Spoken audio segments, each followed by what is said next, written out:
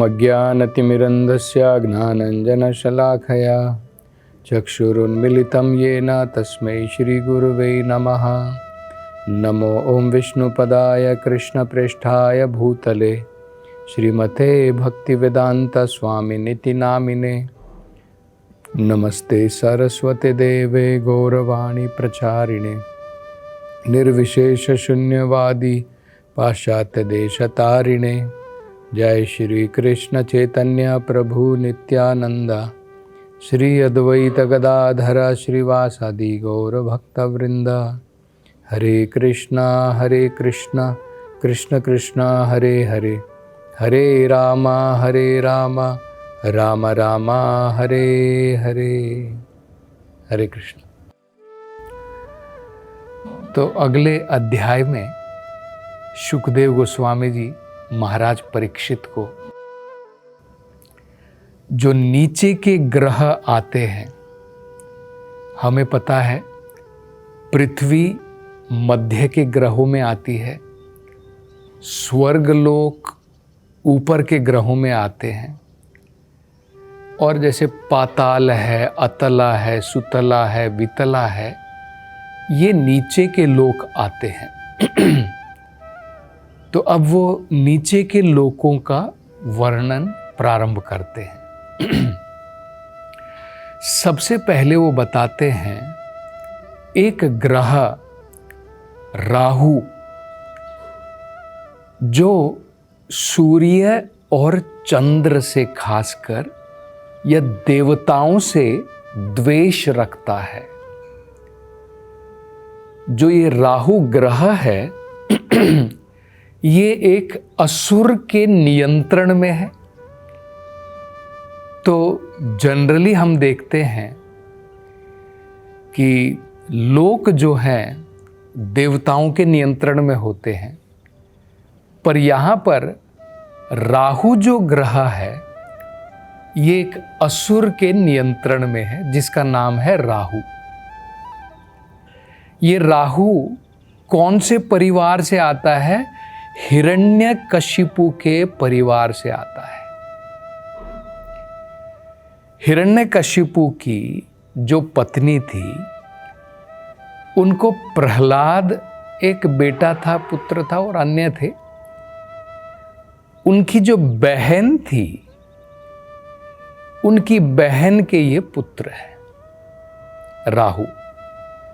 तो ये असुर के घर में उसने जन्म लिया, और हिरण्यकशिपु की भांति यह भी राक्षस दानवीय वृत्ति का व्यक्ति था। लेकिन किसी न किसी प्रकार से भगवान की कृपा से राहु को ये स्थान की प्राप्ति हुई कि ये जो राहु ग्रह है उसका नियंत्रण इस असुर राहु के पास में है। तो ये ग्रह जो है सूर्य से नीचे आता है। इसके बारे में शुकदेव गोस्वामी जी बाद में विस्तार में भी बताते हैं। तो ये जो राहु ग्रह है, ये जो राहु राक्षस है, असुर है, इसका सबसे एक महत्वपूर्ण कार्य जो वो करता है वो चंद्र ग्रहण और सूर्य ग्रहण। तो हमें पता है कि भारतवर्ष में खासकर जब भी चंद्र ग्रहण होता है, जब भी सूर्य ग्रहण होता है,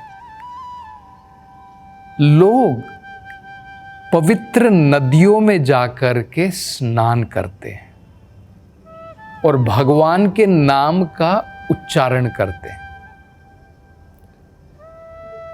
तो ये एक प्रकार से राहु ग्रह के कारण जब भी चंद्र या सूर्य ग्रहण होता है, लोगों को एक अवसर प्राप्त होता है पवित्र नदियों में जाकर स्नान करने का और भगवान के नाम का उच्चारण करने का।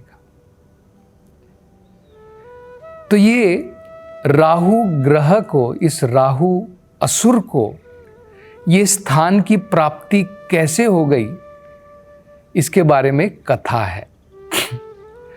तो हमें पता है कि जब समुद्र का मंथन हो रहा था उस समय असुर और देवतागण दोनों थे।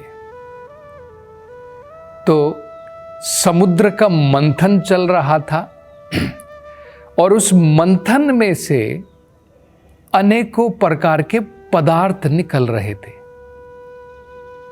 उसी समुद्र मंथन के समय में एक बार उसमें से हलाहल विष भी प्रकट हुआ था।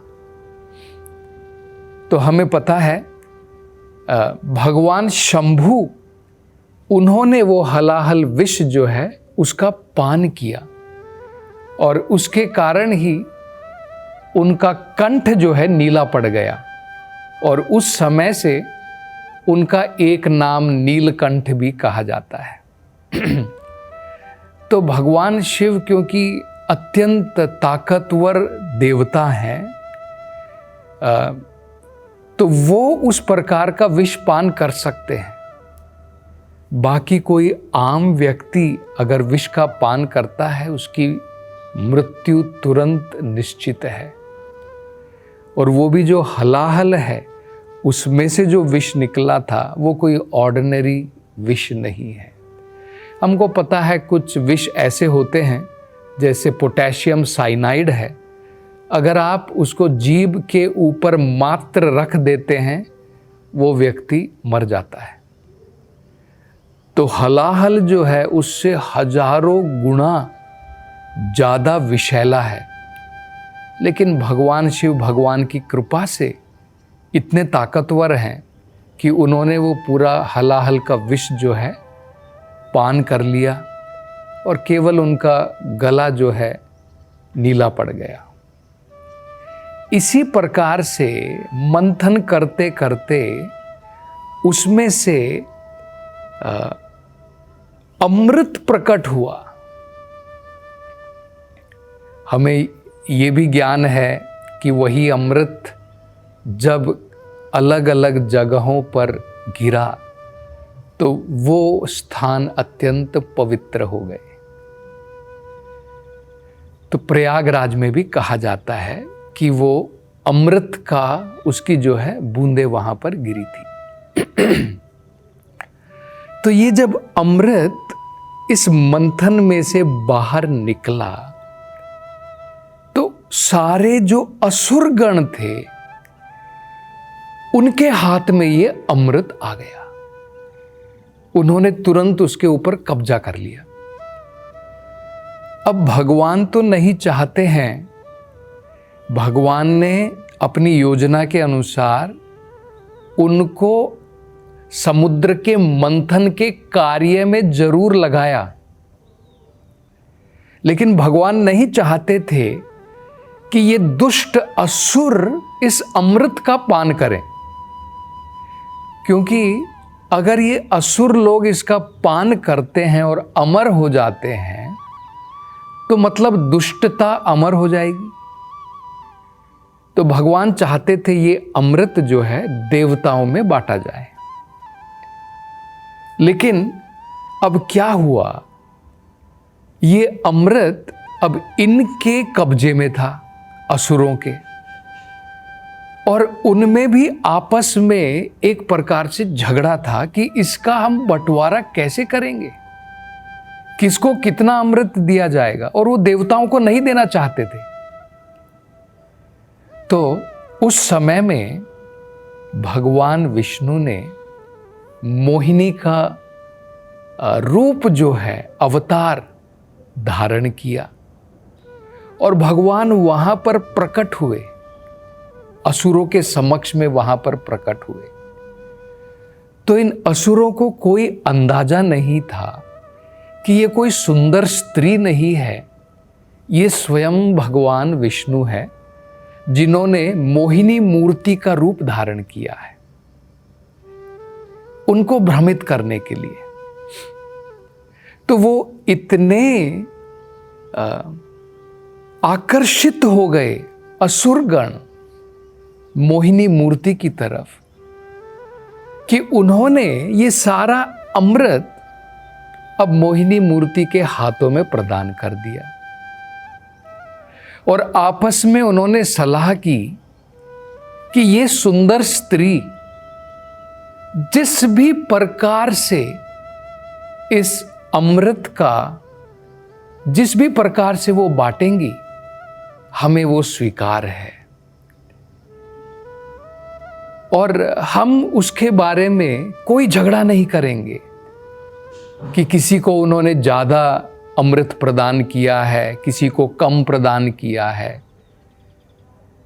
तो इस प्रकार से उन्होंने आपस में सलाह की और वो इस निर्णय पर आए कि मोहिनी मूर्ति जिस भी प्रकार से इस अमृत को बांटेंगी वो उनको स्वीकार है।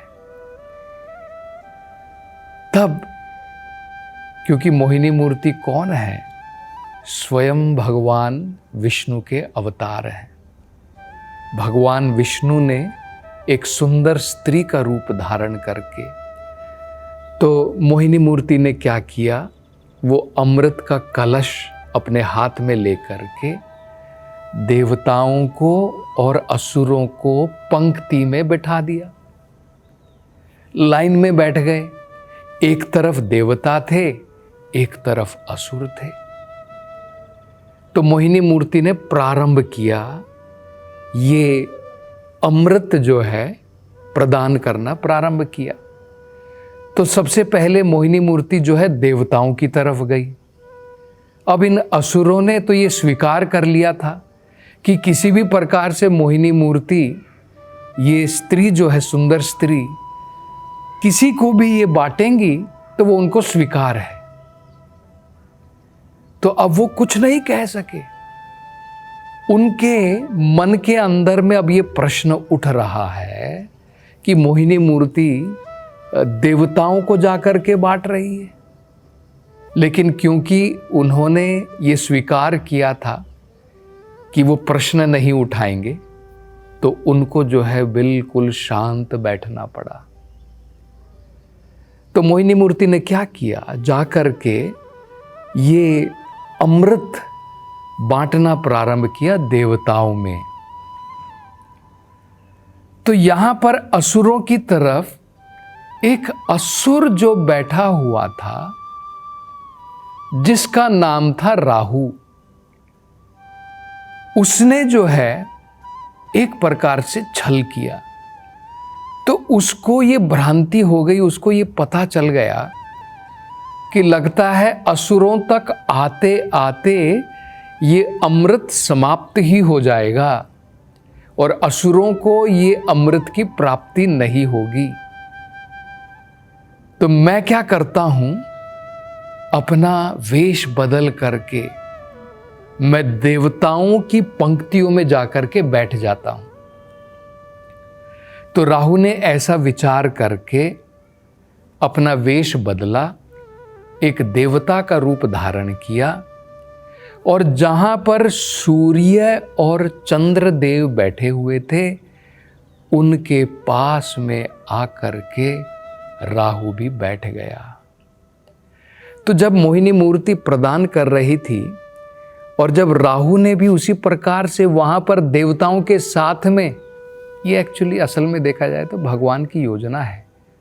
भगवान को सब ज्ञात है, लेकिन फिर भी भगवान ने जो है ये अपनी लीला रचाई। तो वहां पर राहु विद्यमान था देवता के वेश में और मोहिनी मूर्ति अमृत बांट रही है। तो जैसे ही राहु ने ये अमृत ग्रहण किया और उसको पीना प्रारंभ किया, तो भगवान विष्णु ने तुरंत अपने सुदर्शन चक्र के द्वारा उसका धड़ अलग कर दिया। तो राहु ने तब तक जो अमृत का पान किया था वो केवल उसके गले तक मात्र उतरा था, उसके धड़ में नहीं गया था। तो धड़ अलग करने के बाद में धड़ तो मृत हो गया, लेकिन राहु का जो सर मात्र था वो जो है उसने अमृत का पान किया था, वो अमर हो गया। तो ये लीला हम देख सकते हैं। और यही राहु जो है ये क्योंकि असुर है, ये देवता नहीं है, और क्योंकि ये बिल्कुल सूर्य और चंद्र के पास में ही बैठा हुआ था और उसने देखा था कि उनको अमृत का पान हुआ है और उसको केवल थोड़ा अमृत मात्र प्राप्त हुआ, जिसके कारण उसका केवल सर मात्र बाकी रह गया था। तो अब इसको सूर्य और चंद्रमा से बहुत द्वेष है और उसके कारण सूर्य और चंद्रमा के बीच में आकर के ये राहु ग्रह उनकी किरणों को धरती पर आने से, अन्य जगहों पर जाने से रोकता है। इसको ही ग्रहण कहते हैं। तो इसके बारे में किस प्रकार से ये ग्रहण होता है, राहु का स्थान सूर्य की पोजीशन से, चंद्रमा की पोजीशन से कहाँ पर राहु आता है, उसके नीचे और कौन से ग्रह आते हैं, और पृथ्वी लोक के नीचे अतला, सुतला, वितला, पाताला, ये जो बाकी के लोक जो आते हैं, अब विस्तार से इनका वर्णन जो है शुकदेव गोस्वामी जी करते हैं, जिसकी चर्चा हम अगली कथा में करेंगे। हरे कृष्णा। त्रिवेणी का ये संगम सारे पाप हर जाता है, कुंभ नहीं वरदान है, मोक्ष द्वार कहलाता है। प्रयागराज की ये धरती संतों का यहाँ रेला है, कण कण में यहाँ ज्ञान भरा ये महाकुंभ का मेला है। अमृत का रस छलकाए वो महाकुंभ है, जहाँ आस्था की धारा वो महाकुंभ है। नमस्कार, मैं हूँ सुरेश वाडकर। पवित्र त्रिवेणी संगम पर महाकुंभ मेला एक स्वर्णिम अवसर लेकर आया है, लेकिन हर कोई प्रयागराज नहीं पहुंच पाता। ऐसे भक्तों के लिए वृंदावन चंद्रोदय मंदिर एक विशेष मानसी स्नान और हवन सेवा का आयोजन कर रहा है। चलो साथ मिलकर इस स्वर्णिम अवसर का लाभ उठाएं, महाकुंभ में भाग लेने के साथ साथ चंद्रोदय मंदिर बनाएं। हरे कृष्ण।